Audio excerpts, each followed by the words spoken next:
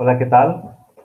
Mi nombre es Alejandro Hernández Meneses y en esta ocasión tengo el gusto de compartir con ustedes una plática titulada Aprender a aprender y sus retos en tiempos actuales. Esto como una de las actividades inscritas en la Feria Internacional del Libro que la Universidad de Ciencias y Artes de Chiapas celebra para poder compartirla con la comunidad académica y público en general. Entonces, aprender a aprender. ¿Qué implicaciones tiene el aprender a aprender en cada uno de nosotros? ¿Cómo sabemos que realmente estamos aprendiendo? ¿Cómo identificar qué estrategias estamos utilizando al momento de aprender a aprender? Bueno, quisiera platicarles un poquito una breve historia de la infancia en la que descubrí que mi cuerpo podía transmitir energía eléctrica. Y me doy cuenta de esta situación justo cuando en el juego con mis amiguitos de la infancia encontramos un poste de luz que había cerca del pozo en la casa y cuando tocaba a alguien el póster le generaba un cosquilleo y le daba un poquito de energía en el cuerpo y cuando alguien más agarraba la mano del otro se pasaba la electricidad y así lo fuimos haciendo, hicimos una cadenita humana que jugábamos a la electricidad, ¿no? Jugábamos a pasarnos esta electricidad y nos dimos cuenta que cuando te tocaba el último, el golpe de electricidad era fuerte, ¿no? Entonces, esto nos parecía interesante y empezamos a invitar a más y más y más compañeritos y hacíamos cadenas, las cadenas de la electricidad, le decíamos, para poder reconocer que los cuerpos que teníamos estaban generando electricidad. Y por supuesto, ya se imaginarán con las caricaturas que habían, en donde si podías pasar electricidad tenías superpoderes, entonces descubríamos que también teníamos superpoderes, ¿no? Lo interesante fue cuando llegamos a la secundaria porque ya al estudiar física en la secundaria nos dimos cuenta que esta transmisión justamente de energía que hacían nuestros cuerpos estaban enseñándonos las leyes, ¿no? De alguna manera de la física, de la energía, que cómo el cuerpo a través de ciertas circunstancias puede generar energía. Y recuerdo que cuando estábamos en la secundaria, decíamos, ¿te acuerdas lo que jugábamos en el patio? ¿Te acuerdas que cuando hacíamos esto el choque de electricidad era más fuerte si nos quedábamos al último? Este proceso implicó para mí un aprender a aprender. Fue una experiencia extraordinaria el poder identificar que esto que había hecho en un escenario real de mi vida común, sin estar pensando que después lo iba a ver en el aula, significaba aprender a aprender. Significaba que cuando nosotros tocábamos estos cuerpos que se exponían a la electricidad, pues generaban, ¿no? Generaban electricidad. Entonces, las experiencias de aprender a aprender son enormes, ¿no? Y no siempre están implicadas en un contexto áulico. El aprender a aprender está a lo largo de toda la vida. Y entonces vamos a experimentar situaciones de aprendizaje que pueden ser pensadas, que están planeadas, que están sistematizadas desde el aula, desde un plan de estudios, desde lo que pide la institución, desde lo que enmarcan estos planes y programas que el sistema educativo en México pide, pero también vamos a tener experiencias de aprender a aprender como esta que les acabo de compartir, en donde estamos expuestos a escenarios reales de aprendizaje. Entonces, para darle un poco de explicación, nos vamos a encontrar autores como Díaz Barriga, que van a definir que uno de los objetivos más valorados y perseguidos dentro de la educación a través de las épocas es la de enseñar a los alumnos a que se vuelvan aprendices autónomos, independientes y autorregulados, capaces de aprender a aprender. Fíjense esta primera parte de la exposición, ¿no? Estamos hablando de sujetos autónomos, independientes y autorregulados que puedan aprender a aprender. Entonces, los planes y programas de estudio al interior de nuestras instituciones tienen que buscar estos escenarios reales de aprendizaje, estos escenarios donde el sujeto va a poder concretar esto que está viendo en el aula con esto que se vive en un escenario, ya sea de práctica profesional o de la misma vida, ¿no? Entonces, algo que también tenemos que reconocer es que actualmente parece que nuestros planes de estudio de todos los niveles educativos promueven precisamente aprendices altamente dependientes de la situación instruccional, con muchos o pocos conocimientos conceptuales sobre distintos temas disciplinares, pero con pocas herramientas o instrumentos cognitivos que les sirven para enfrentar por sí mismos nuevas situaciones de aprendizaje pertenecientes a distintos dominios y que les sean útiles ante las más diversas situaciones. Esto que también presenta Díaz Barriga realmente es una exigencia muy fuerte, ¿no? Para las instituciones educativas. Lo es a nivel estructural, para estos que están planeando, que están organizando cómo debe ser la educación en todos los niveles educativos, pero también lo es para nosotros los docentes, que estamos generando ambientes reales de aprendizaje significativo, situado en donde el sujeto es el autor principal del aprendizaje, ¿no? El actor principal es justamente el estudiante, ¿no? Está él responsabilizándose de cómo quiere aprender, qué quiere aprender, y esto va también emanado de estas curiosidades, de esta motivación que pueda haber.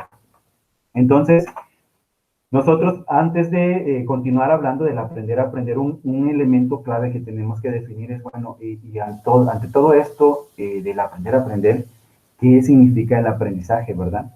¿Cómo podemos nosotros definir el aprendizaje? Y en esta filmina que pueden apreciar, se dice que el aprendizaje es un proceso de asimilación, acomodación y adaptación.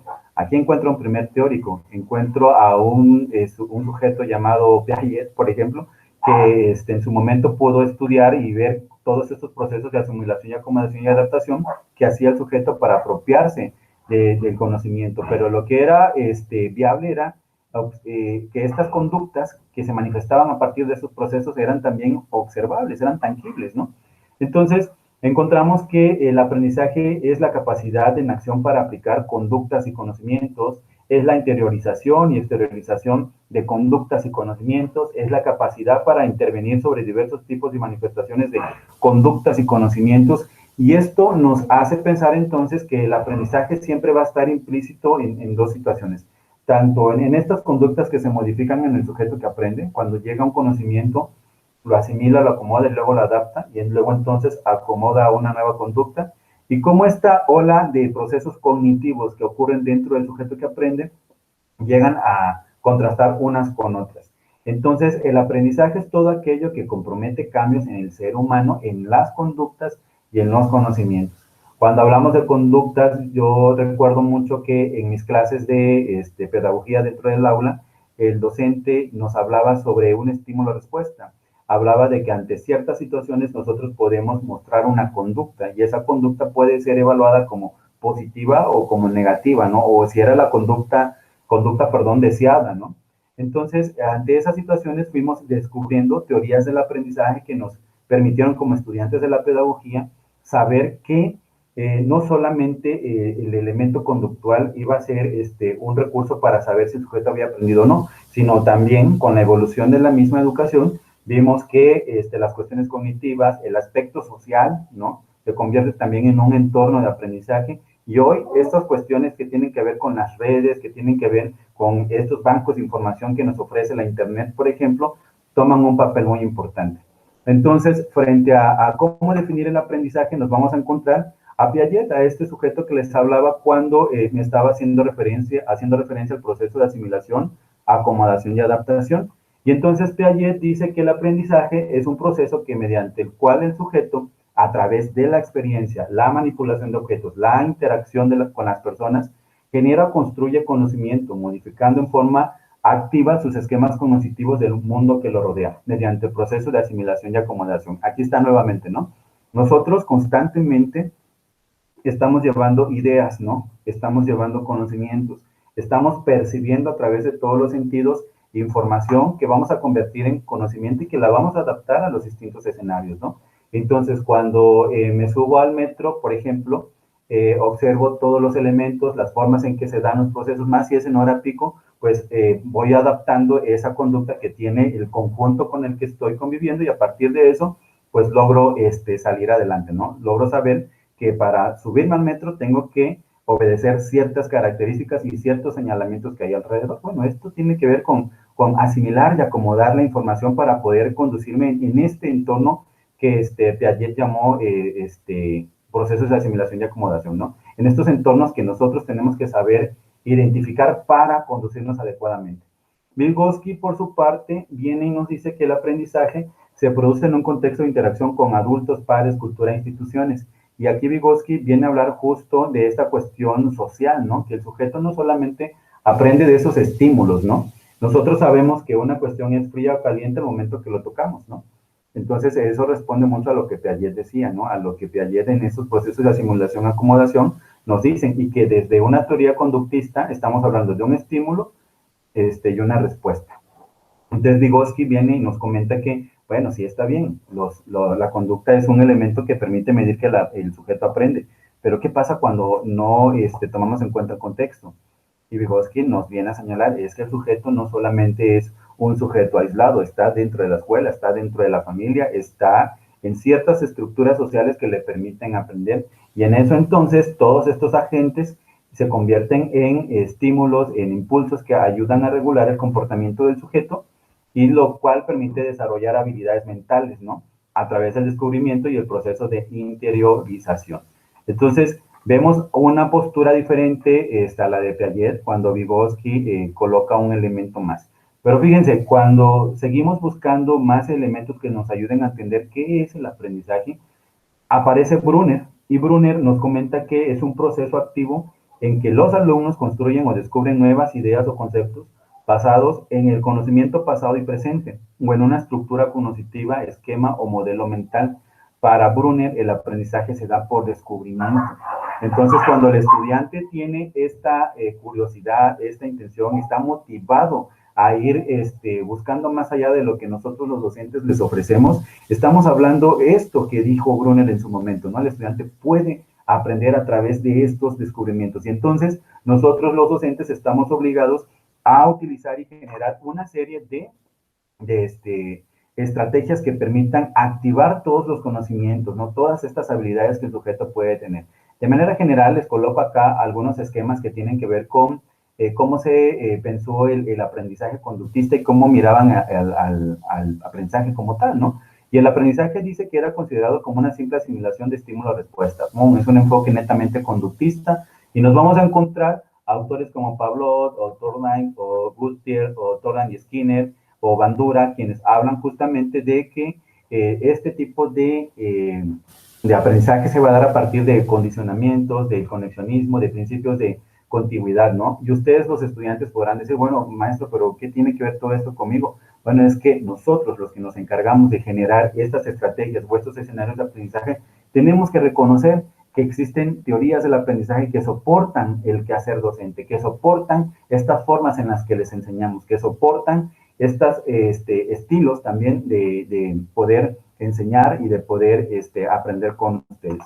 Dentro de los autores también bastante reconocidos en esta teoría conductista está Watson, quien también habla de este estímulo-respuesta que es un elemento para poder aprender, ¿no? ¿Cómo pudieran ustedes significar eso? Bueno, ¿se acuerdan de estas actividades de buenos días, maestra? Y nos parábamos todos, buenas tardes, y nos sentábamos al momento que nos decían nuestros maestros que si llegaba una persona adulta al aula, teníamos que mostrar una actitud de respeto, ¿no? Hacia esa persona que entraba. Bueno, esa era una forma de medir que el sujeto tenía una buena conducta, que éramos niños muy educados. Y entonces, como era observable, la gente podía ver, ¿no? Los maestros, los extraños al aula, podían ver que nos levantábamos al momento de que ellos asistían. La calificación inmediata era buenos estudiantes. Sí, que están bien educados, ¿no? Bueno, ese en su momento funcionó y de alguna manera seguimos utilizando aspectos netamente conductistas que nos ayudan a nosotros a ir regulando. Vayan ustedes al Seguro Social y se van a encontrar una serie de señalamientos en donde les dicen en dónde pueden entrar, en dónde no pueden entrar, si se siente un poco ya no pueden pasar la línea, son estrategias netamente conductistas que seguimos utilizando y que dentro del aula, de alguna manera también se ven cuando estamos pidiendo regular la participación, cuando estamos pidiendo levantar la mano, cuando estamos pidiendo que al momento de generar o de exponer un recurso, puedan ustedes participar. Son estímulos al final de cuentas, ¿no? Y que se soportan a través de la teoría conductista. Vean qué ocurre más adelante, una de las teorías llamada cognitivista. Esta justamente se está centrando más bien en los procesos de asimilación-acomodación, como les había dicho con Piaget, y está centrada justamente en identificar, bueno, ¿qué está ocurriendo acá? ¿Cómo el sujeto, a partir de estos elementos que asimila y acomoda, se apropia de la información, la convierte en conocimiento y la utiliza en un escenario real, ¿no? Entonces, ¿es importante reconocer esto? Por supuesto que sí, porque de alguna manera nosotros como docentes y ustedes como estudiantes sabemos que la teoría y la práctica van a tener justamente este engarce una vez que ustedes lo puedan aplicar. Y entonces van a aparecer objetos como Brunner, que hablan de este aprendizaje por descubrimiento, en donde vamos a tener esta capacidad de resolver problemas como uno de los elementos principales bajo esta postura que dice Brunner, ¿no? Entonces, otros de los elementos que aparecen en este aprendizaje cognitivista, pues son estas inteligencias múltiples, ¿no? Todos poseemos una serie de inteligencias y ante eso vamos a encontrar autores como Robert Gardner o que hablan justo de que nosotros podemos encontrar en nosotros o desarrollar habilidades lingüísticas, musicales, lógico-matemáticas, espaciales, kinestésicas. En algún momento quizás han escuchado ustedes que los estilos de aprendizaje son visuales, auditivos o sinestésicos. Y ustedes pudieran decir, bueno, yo aprendo más si veo, si leo, ¿no? O si estoy viendo este tipo de diapositivas. O aprendo más si lo estoy haciendo, si practico en este sentido, ¿no? Y en ese orden de ideas podemos encontrar a estudiantes que digan, bueno, es que a mí no me gusta mucho leer, yo prefiero hacer, ¿no?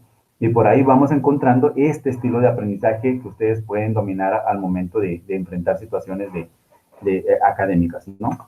Entonces, autores como Piaget, como Auswell, como Brunner y Vygotsky forman parte de esta teoría cognitivista. Y luego entonces nos vamos a una teoría del aprendizaje llamada constructivista. Este breve recorrer histórico en la educación que les estoy mostrando es justo darles a conocer que definir el aprendizaje no ha sido algo sencillo ni nada que tenga que ver con que, bueno, lo dijo Alejandro o lo dijo otra persona, sino que hay ya antecedentes, hay descubrimientos, hay estudios que se tuvieron que realizar para saber cómo el sujeto aprende y que hoy las instituciones educativas en todos sus niveles académicos toman en cuenta. Nosotros no podemos plantear situaciones de aprendizaje sin considerar que están todas estas teorías detrás de lo que queremos hacer.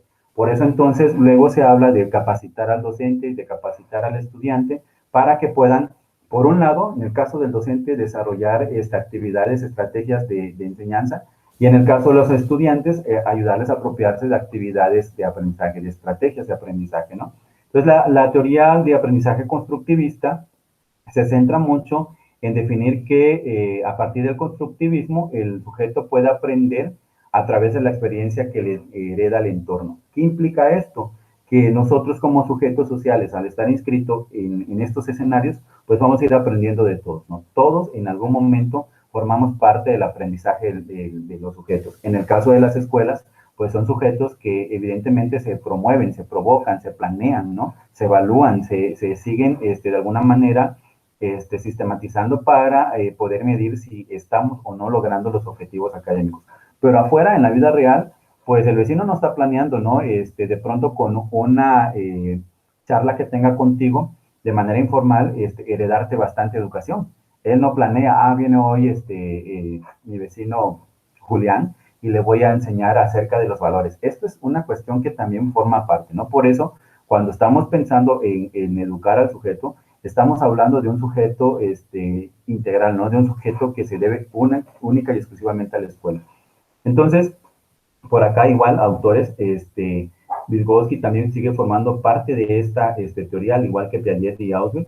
Y luego entonces caemos en esta última teoría que tiene que ver con el conectivismo, una teoría, voy a decirla nueva, una teoría que de alguna manera sigue tratando de demostrar cómo es que nosotros podemos aprender a partir de estos elementos tecnológicos que nos pueden dar acceso a la información. Y entonces, en ese sentido, el conectivismo supone un nuevo enfoque por las teorías del aprendizaje tradicionales, estas que acabamos de ver, que surgen del impacto de la tecnología y la sociedad de la información a los procesos de enseñanza-aprendizaje. Y vean, en este sentido dice que lo que pretende hacer el conectivismo es actualizar a las teorías, no las está dejando nada, sino se está sumando a este conjunto de investigaciones que ya se hicieron en el devenir académico, en el devenir de la historia de la educación, y el conectivismo dice, ¿sabes qué? Todo esto que tú ya has descubierto con todos los autores, sí son funcionales, sí nos permiten a nosotros saber y hacer educación dentro de todos los niveles académicos. Pero toma en cuenta que en este nuevo siglo, en esta nueva era, también debes de considerar cómo estos bancos de información, cómo estos dispositivos no humanos pueden también formar parte de este proceso de aprender a aprender, de este proceso de enseñanza-aprendizaje, ¿no?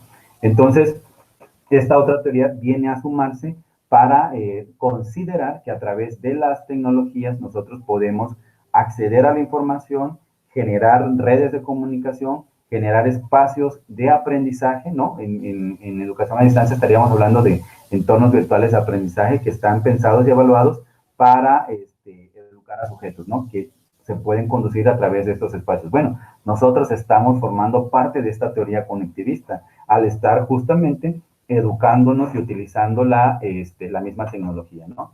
Entonces, una autora de nombre Marta Manterola dijo que el aprendizaje al menos debe de cumplir con 3 características. Por un lado, tiene que ser un proceso, tiene que haber un cambio, transformación en la persona y finalmente un resultado de la experiencia. Y si nosotros vamos revisando las posturas que tuvieron los autores anteriores, vamos a encontrar que todos señalan que el aprendizaje es un proceso, ¿no? Que tiene que ser un proceso que ocurre en un momento de la vida del sujeto, en estos procesos de transformación que va teniendo el sujeto a lo largo de su crecimiento y que van a ir ayudando a cambiar y transformar estas realidades, ¿no? A esta persona que se va formando. Y por lo tanto, cuando ya se muestran en espacios de actuación real, entiendas espacios de actuación real, estos entornos donde nosotros como sujetos, pues procedemos, ¿no? Procedemos con valores porque los aprendimos, porque los estamos practicando ahora dentro de estos espacios. Entonces, se puede definir que el aprendizaje es un cambio relativamente permanente en el comportamiento que refleja la adquisición del conocimiento o habilidades a través de la experiencia y que pueden incluir el estudio, la instrucción, la observación o la práctica. Los cambios en el comportamiento son razonablemente objetivos y por lo tanto pueden ser medidos. Se aprende de todo, ¿no? Y fíjense, cuando digo de que se aprende de todo, estoy hablando que también lo malo lo aprendemos, ¿no? Por ahí estaba el chiste de 3 más 3, 10. ¿Y por qué 10? Pues así me lo enseñó el maestro y así lo aprendí. Y lo aprendió bien, ¿no? Entonces, yo lo que no aprendí es a contar chistes. Pero el estudiante aprendió que 3 más 3 era 10 porque así lo justificaba el sujeto que le enseñó. Entonces, debemos de tener mucho cuidado cuando enseñamos algo porque quien nos escucha, quien nos sigue, quien aprende de nosotros, lo aprende tal y cual, ¿sale? Entonces, ¿cómo aprender a aprender? Y no estamos buscando aquí una receta que nos ayude a definir esto, ¿no? Bueno, dime cuáles son los pasos para aprender a aprender, sino más bien esta práctica lo que está buscando heredarte es que para aprender a aprender, de entrada debes de tener mucha disposición para el aprendizaje. Debes abrir todos los sentidos, ¿no? Para poder enfrentar las tareas que tienes y con base en eso ir buscando todas las alternativas. Hoy ya no se hace este proceso educativo en el que se te dicen todos los elementos que tienes que hacer para apropiarte del conocimiento. Hoy se apuesta mucho a que tú, como sujeto inteligente, como un sujeto inscrito en un entorno, puedas resolver la tarea, el problema de investigación o cualquiera una de las situaciones que sin ser académicas te permitan conducirte con normalidad dentro de tu localidad, ¿no? Entonces, de esta manera se asegura que el aprendizaje será adquirido y traducido en un cambio real en la persona que lo realiza. Una buena forma de integrar todos nuestros sentidos en el proceso de aprendizaje es aprender haciendo. Y es que esto es uno de los retos que tenemos todos los docentes. No solamente tenemos que teorizar o verbalizar demasiado en el aula, tenemos que decirles que allá afuera hay situaciones de aprendizaje reales en las que ustedes pueden incidir y las pueden transformar. Y si no las pueden transformar, al menos pueden analizar qué es lo que está ocurriendo con estas realidades, ¿no? De esta forma, entonces, podemos reafirmar un conocimiento. Si lo teorizas, si lo verbalizas, si lo analizas bien dentro del aula y ahora lo practicas fuera del aula, bueno, claro que sí logramos aprendizajes significativos y vamos con esta idea de aprender a aprender con todos los sentidos. Entonces, otro de los elementos que también es necesario mencionar es que algunas instituciones, a pesar de todo esto que estamos hablando, de que exigen que el estudiante sea autónomo, crítico, reflexivo, pareciera que están haciendo lo contrario, ¿no? Al estar haciendo demasiada instrucción, demasiada teoría y poca práctica, demasiada inclusión dentro del aula, pero demasiada exclusión, perdón, fuera del aula, ¿no? Porque el estudiante va y se encuentra con realidades que no puede resolver. Y nosotros estamos buscando hacer que ustedes como estudiantes sean capaces de enfrentar, de tomar decisiones, de resolver problemáticas que enfrentan, ¿no? Que desde el componente académico les ayuden a resolverlo, pero también con todos estos aspectos que hay alrededor de su vida, ¿no? Y frente a esos escenarios, el reto se convierte todavía mucho más para las instituciones, porque tratamos entonces de formar a un nuevo ciudadano, a un ciudadano que esté justamente con todas las capacidades para conducirse y poder resolver las problemáticas que pueda enfrentar, ¿no? Aún con todo y eso, de que hay instituciones que todavía están basadas en la instrucción, encontramos a casos extraordinarios de estudiantes que sí pueden controlar sus procesos de aprendizaje, de estudiantes que sí se dan cuenta de lo que hacen, de estudiantes que captan las exigencias de la tarea, que emplean estrategias de estudio para cada situación y que valoran los logros obtenidos y corrigen sus errores. A pesar de todos estos elementos, también podemos encontrar a estudiantes que son capaces de hacer esto, ¿no? Y que son estos estudiantes extraordinarios que van contagiando esta iniciativa, esta inquietud con los otros compañeros que hay en el aula, ¿no? Entonces, aprender a aprender implica la capacidad de reflexionar en la forma en que se aprende y actuar en consecuencia, de manera autorregulada, ¿no? Entonces, vean aquí, el sujeto que ven en la pantalla es un profesor justamente que va ajustando la estrategia y no con eso estoy diciendo que lo que él hizo desde el componente de la moral, de lo bueno y lo malo, haya sido lo correcto, pero lo único que quiero es que nos podamos fijar en la estrategia que él ocupó. Bueno, estamos hablando de un docente, de un estratega que sabe cómo ir acomodando los elementos a partir de esos escenarios reales de aprendizaje. Y entonces nos vamos a encontrar a otro autor como Jesús de la Fuente, quien dice que esta competencia de aprender a aprender tiene que ver nuevamente con la autonomía. Y todos van a ir señalando hacia allá, que seamos autónomos, que seamos críticos, que seamos reflexivos, que podamos tomar decisiones en escenarios reales. Entonces, para la Comisión Europea, estos elementos lo vuelven a retomar y si ustedes pueden observar aquí, perdón, ya me dio un poquito de calor, si ustedes pueden observar aquí, estamos entonces hablando de adquirir, de procesar, de asimilar nuevos conocimientos y capacidades, así como buscar orientaciones y hacer uso de ellas, ¿no? Estamos hablando entonces de poder utilizar y aplicar los nuevos conocimientos y capacidades en estos escenarios reales de aprendizaje, ¿no? Pero vean lo último, la motivación y la confianza son cruciales para la adquisición de esta competencia. Un sujeto que no está motivado, un sujeto que no está dispuesto a aprender difícilmente, de verdad, logra poder hacer esto. Y entonces, aun cuando los maestros o los planes o las instituciones se organicen y se vuelvan a reorganizar para poder enfrentar estas nuevas formas de enseñar y de aprender, si el sujeto no tiene disposición, difícilmente creo que se logra esto del aprender a aprender. Entonces, el aprender a aprender tiene un carácter integral y debe ser planificado, debe de ser desarrollado y por último reflexionado, ¿no? Si yo aprendo, luego entonces puedo buscar un escenario, un punto de equilibrio y decir, bueno, a ver, enfrenté esta situación, ¿cómo lo hice? ¿Cómo enfrenté esta tarea? ¿Cuáles fueron mis obstáculos? Y con base en estos de cuáles fueron mis obstáculos, voy encontrando las posibles áreas de oportunidad para que en un futuro, a corto o mediano plazo dentro de la formación académica, ustedes sean capaces de resolver esa situación, ¿no? De ya no volver a cometer el mismo error al momento de ejecutar una actividad, ¿no? Entonces, para definir un poco la competencia de aprender a aprender de manera esquemática, vamos a encontrar que esta debe continuar aprendiendo con eficacia y autonomía, debe de estimular en el sujeto esta idea de conciencia y de satisfacción al momento de aprender en aspectos individuales y en aspectos también colectivos, ¿no? Entonces, cuando estaba integrando esta diapositiva, decía, bueno, sí quiero hablar del aprender a aprender, sí quiero comentar, compartir estas ideas que tengo del aprender a aprender y cómo las he enfrentado, pero también me gustaría responder una pregunta, ¿no? Y que tiene que ver con esto. Entonces, ¿qué competencias desde el enfoque del aprender a aprender tenemos que generar en el estudiante, en ustedes que están observando esta plática, ¿no? Y vean que encontré. Entonces, una de las cosas que ustedes, los jóvenes del siglo XXI, tienen que saber resolver es colaborar, es saber comunicarse, es saber producir, crear contenidos, es decir, estar inscrito en comunidades donde van a enfrentar la diversidad, donde van a poder ustedes justamente compartir estos conocimientos que tienen con un conjunto de personas que traen los valores, que traen ideas, que traen posturas, que traen, al igual que ustedes, una serie de elementos que les van a permitir conducirse en esa diversidad, ¿no? Lo importante aquí es que ustedes puedan hacer ver estas competencias personales, sociales y de aprendizaje que tienen y que van desarrollando.